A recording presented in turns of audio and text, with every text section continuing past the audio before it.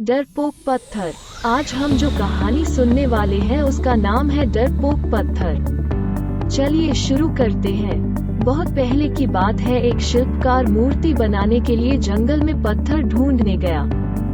वहाँ उसको एक बहुत ही अच्छा पत्थर मिल गया, जिसको देखकर वो बहुत खुश हुआ और कहा यह मूर्ति बनाने के लिए बहुत ही सही है। जब वो आ रहा था तो उसको एक और पत्थर मिला। उसने उस पत्थर को भी अपने साथ ले लिया।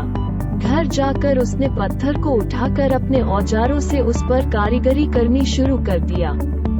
औजारों की चोट जब पत्थर पर हुई तो वो पत्थर बोलने लगा कि मुझको छोड़ दो, इससे मुझे बहुत दर्द हो रहा है। अगर तुम मुझ पर चोट करोगे तो मैं बिखर कर अलग हो जाऊंगा। तुम किसी और पत्थर पर मूर्ति बना लो। पत्थर की बात सुनकर शिल्पकार को दया आ गई। उसने पत्थर को छोड़ दिया और दूसरे पत्थर को लेकर मूर्ति बनाने लगा।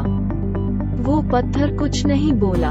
कुछ समय में शिल्पकार ने उस पत्थर से बहुत अच्छी भगवान की मूर्ति बना दी।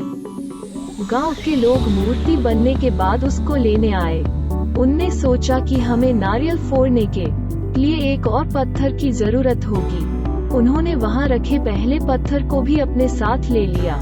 मूर्ति को ले जाकर उन्होंने मंदिर में सजा दिया और उसके सामने उसी पत्थर को रख दिया। अब जब भी कोई व्यक्ति मंदिर में दर्शन करने आता तो मूर्ति की फूलों से पूजा करता, दूध से स्नान कराता और उस पत्थर पर नारियल फोड़ता था।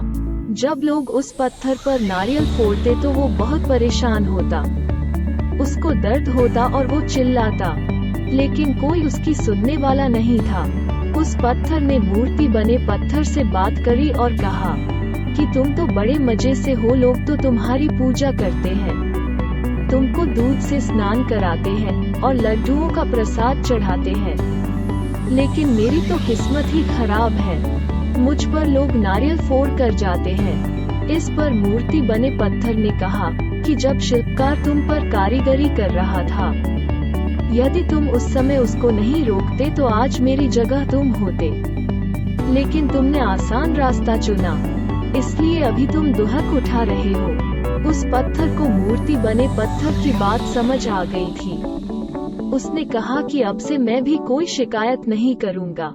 इसके बाद लोग आकर उस पर नारियल फोड़ते। नारियल टूटने से उस पर भी नारियल का पानी गिरता और अब लोग मूर्ति को प्रसाद का भोग लगाकर उस पत्थर पर रखने लगे। सीख: हमें कभी भी कठिन परिस्थितियों से घबराना नहीं चाहिए। और भी अच्छी कहानी सुनने के लिए इस चैनल को सब्सक्राइब करें।